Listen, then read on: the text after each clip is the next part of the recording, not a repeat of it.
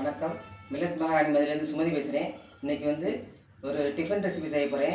பால் பணியாரம், கார பணியாரம் 2 பணியாரமும் ஒரே மாவில் செய்ய போகிறோம். அது வாங்க வீடியோக்குள்ள போய் எப்படின்னு பார்க்கலாம். 2 மணி நேரம் ஊற வச்சு எடுத்து வச்சுருக்கேன். 1 டம்ளர் பச்சரிசி எடுத்துருக்கேன். அதுக்கு 1/2 டம்ளர் உளுந்து, அதை 1/2 மணி நேரம் ஊற வச்சு. பால் பணியாரத்துக்கு தேங்காய் பால் தான் சுகர் ஆட் பண்ணி எடுத்து வச்சுருக்கேன். வெல்லம் சேர்க்குறவங்க சேர்த்துக்கலாம். நான் சுகர் ஆட் பண்ணியிருக்கேன். இந்த மாவுலேயே 2ஆக டிவைட் பண்ணி கார பணியாரம் பண்ண போகிறோம். அதுக்கு கலருக்கு காஷ்மீரி சில்லி தூள், அப்புறம் ஒரு 1/2 ஸ்பூன் ஜீரகம், கொத்தமல்லி, பச்சை மிளகா, கருவேப்பிலை. இது கார பணியாரத்துக்கு தேங்காய் சட்னி தொட்டு சாப்பிடலாம். கிரைண்டரில் தான் நான் அரைக்க போகிறேன். மிக்சியில் அரைக்கணும்னாலும் அரைக்கலாம், கெட்டி அரைக்கணும். இது ரெண்டையும் ஒன்றா சேர்த்துக்குருவோம். பச்சரிசியும் உளுந்து ஒன்றா சேர்த்து நல்லா சந்தனமாக மையாக அரைக்கணும். பாதி அரைச்சிருக்கு. இது நல்லா நைஸாக அரைக்கணும். கெட்டியாகவும் இருக்கணும், நைஸாகவும் இருக்கணும். நல்லா அரைச்சிட்டு காமிக்கிறேன். அதுக்கு தேவையான உப்பையும் போட்டு அதிலே அரைச்சிக்கிறேன். செட்டிநாடு ஸ்பெஷல் வெள்ளை பணியாரம், கார பணியாரம் செய்ய போகிறேன். நல்லா அப்படி மையாக அரைச்சிக்கிறணும். அதோட உப்பு சேர்த்து அரைச்சிட்டு வந்துட்டேன். இதில் பாதி மாவு எடுத்து வச்சுக்கிறேன். கார பணியாரத்துக்கு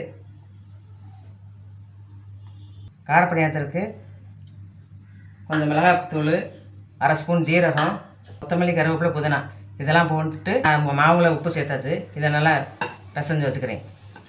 கடாயை வச்சு எண்ணெய் ஊற்றிக்கிறேன். எண்ணெய் காஞ்சதும் ஃபஸ்ட்டு பால் பணியாரத்துக்கு பிளேனாக ஊற்றுறேன். அப்புறம் கார பணியாரம் செய்துக்கிறேன். இது பிளேனாக எடுத்துக்கிறேன்.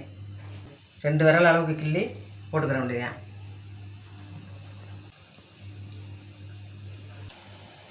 பால் பணியாரம் செய்கிறதுக்கு ஃபஸ்ட்டு பிளேனாக போட்டு பொரிச்சு எடுத்துக்கிடுவோம். எண்ணெய் நல்லா காஞ்சதும் அடுப்பை கம்மி பண்ணிவிட்டு போட்டுக்கிறேன்.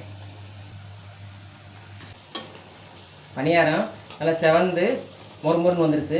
எடுத்துகிட்டு அடுத்த பேட்ச் போட்டுக்கிறேன். இப்போ பால் பணியாரத்துக்கு தேவையான பணியாரம் அனைத்தும் பொரிச்சு எடுத்தாச்சு. அதே மாவில் கார பணியாரம் செஞ்சுக்கிறோம். அதே மாதிரி கொஞ்சம் கொஞ்சமாக கிள்ளி போட்டு பொரிய விட்டு எடுத்து அது கூட தேங்காய் சட்னியோடு சாப்பிட்றதுக்கு ரொம்ப ரொம்ப சுவையாக இருக்கும்.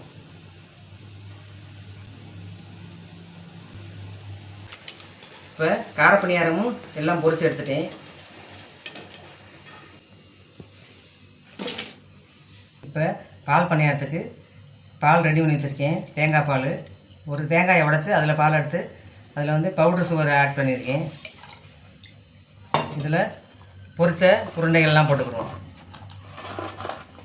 இது ஊற வச்சு சாப்பிட்டாலும் சுவையாக இருக்கும். உடனே சாப்பிட்டாலும் மொறுமொறுன்னு அந்த தேங்காய் பாலோடு சேர்த்து அருமையாக இருக்கும்.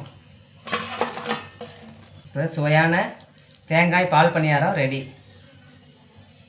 செட்டிநாடு ஸ்பெஷல் சுவையான பால் பணியாரம், கார பணியாரம் சட்னியோட ரெடி ஆயிடுச்சு. கார பணியாரம் எப்படி மொறுமொறுன்னு இருக்குன்னு பாருங்கள்.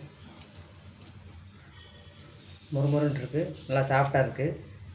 இதை டேஸ்ட் பண்ணி காமிக்கிறேன். இப்போ சூப்பராக இருக்குது பால் பணியாரம்.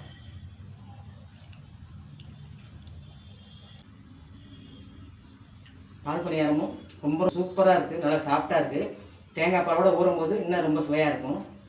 செஞ்சு பாருங்கள். பால் பணியாரம், கார பணியாரம் ரெண்டும் செட்டிநாடு ஸ்பெஷல். இந்த வீடியோ உங்களுக்கு பிடிச்சிருந்துச்சுன்னா லைக் பண்ணுங்கள், ஷேர் பண்ணுங்கள், சப்ஸ்கிரைப் பண்ணிக்கோங்க. அடுத்த இன்னொரு ரெசிபியோட அடுத்த வீடியோவில் பார்க்குறேன். நன்றி, வணக்கம்.